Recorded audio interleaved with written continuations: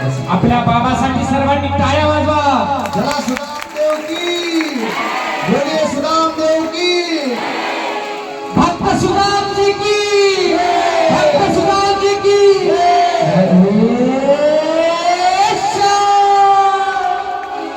सुदामदेव सुदामदेवाची पाद्यपूजा केली आणि पाद्यपूजा केल्यानंतर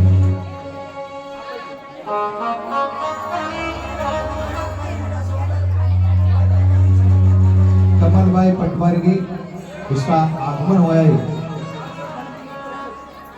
आपके मंदिर के जो कमेटी वाले हैं इसकी तरफ उसका स्वागत करना है। उठिए भाई।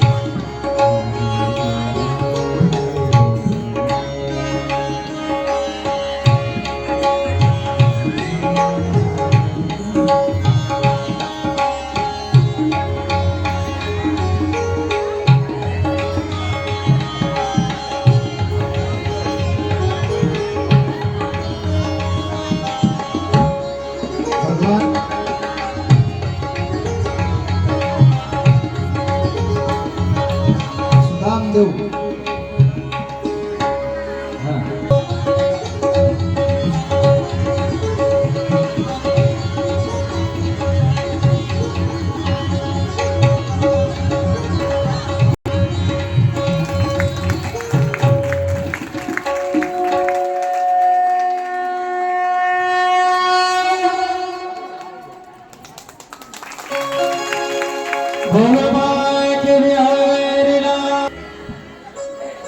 काही त्यांना आठवणी आठवल्या आणि भगवंताचा आणि सुदामाचा संवाद झालेला आहे।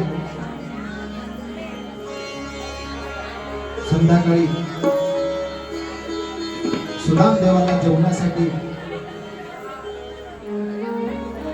भगवंताने पंचपक्वानाचा अन्न तयार केले आणि सुदामदेव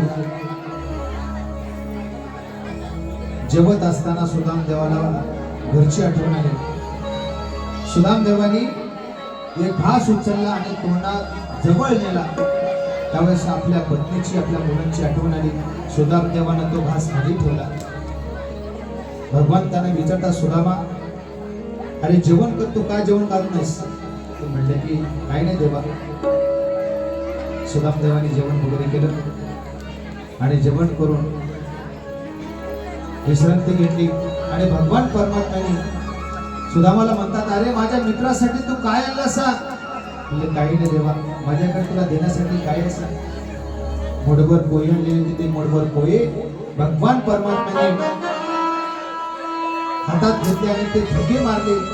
एक फका मारला, दोन फका मारले, तिसरी फका मारत असताना रुक्मिणीने हात धरली, देवा तिसरा जर तुम्ही फका घातला खाल्ला तर वेगळं काहीतरी विचित्र होईल, म्हणून तिने थांबवलं।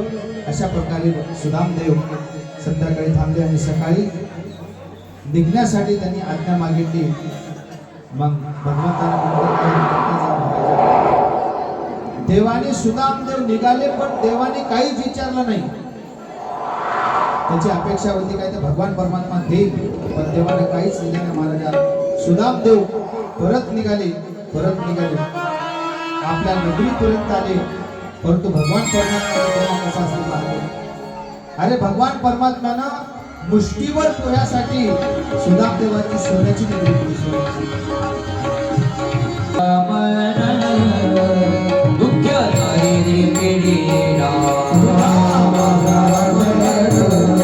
दिवस चिंतन करत होते। चिंतन करत असताना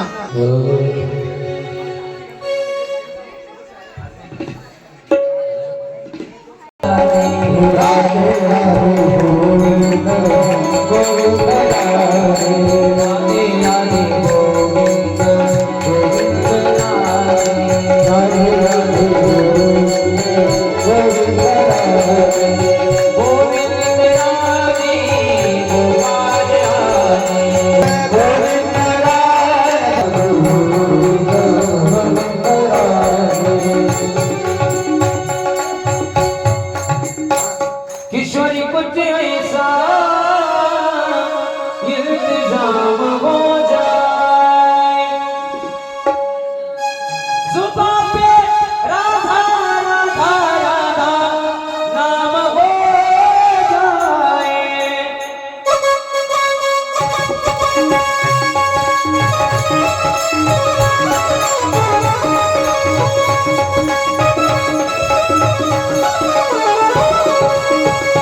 शरीफ जैसा एक खुदा होगा।